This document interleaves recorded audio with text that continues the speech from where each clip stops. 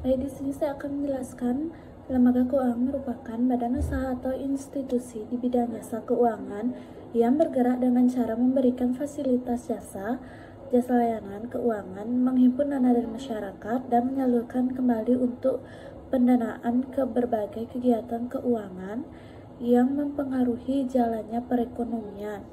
Adapun bentuk kegiatan, yaitu kegiatan usaha dalam lembaga keuangan pun berbagai macam, seperti memberikan jasa layanan keuangan, memberikan pinjaman, penyertaan modal, dan lain sebagainya.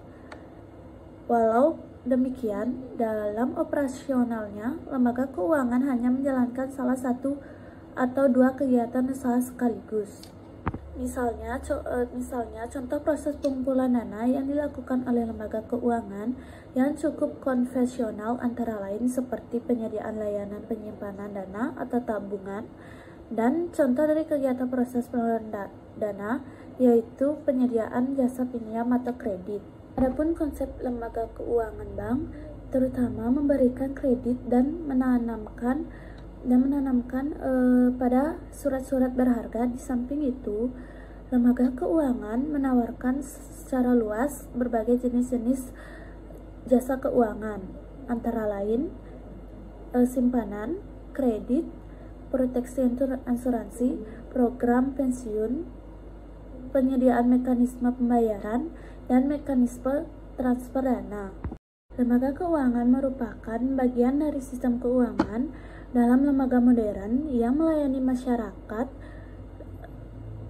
pemakai jasa keuangan, serta lembaga keuangan disebut sebagai lembaga intermediasi keuangan atau financial intermediary karena fungsi pokoknya melakukan intermediasi antara definisi unit dengan surplus unit.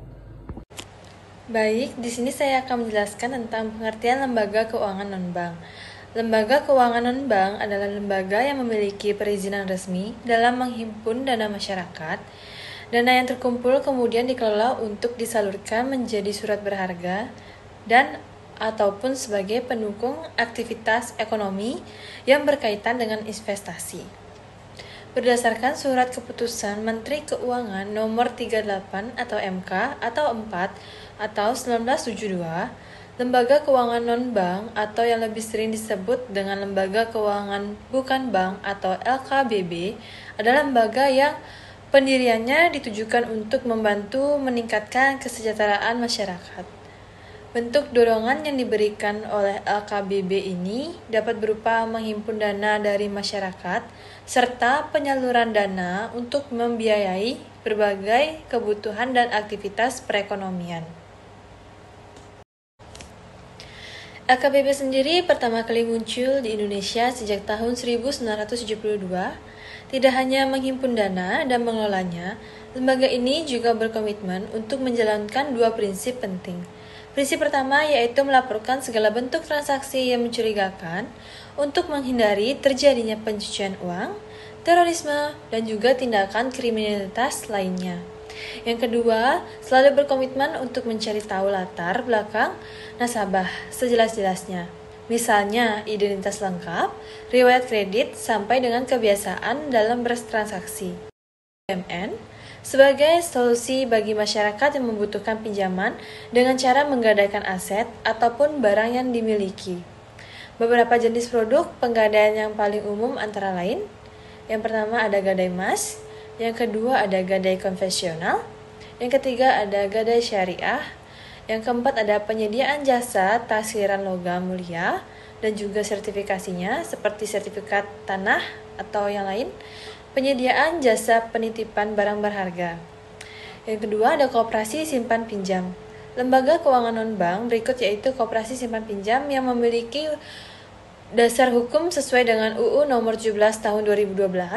Lembaga yang satu ini memiliki tugas yang mirip dengan bank, yaitu menghimpun dana dari para anggota koperasi lalu menyalurkan ke anggota maupun non-anggota. Yang ketiga, pasar modal.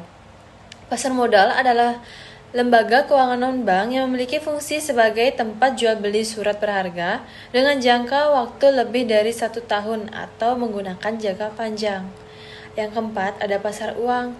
Seperti halnya dengan pasar modal, pasar uang juga merupakan tempat yang ideal untuk mencari penanaman modal atau investor aset yang perjualbelikan dalam pasar yang meliputi surat berharga, pasar uang SPBU, atau dalam pasar yang meliputi surat berharga, pasar uang SPBU atau deposito, sertifikat Bank Indonesia atau SBI.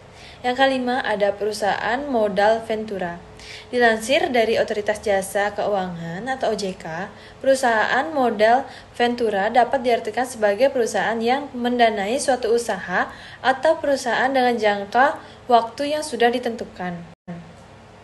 Fungsi lembaga keuangan non-bank, selain menghimpun dana dari masyarakat selayaknya bank konvensional, lembaga keuangan non-bank juga memiliki fungsi lainnya yang tidak kalah penting. Yang pertama, menghimpun dana.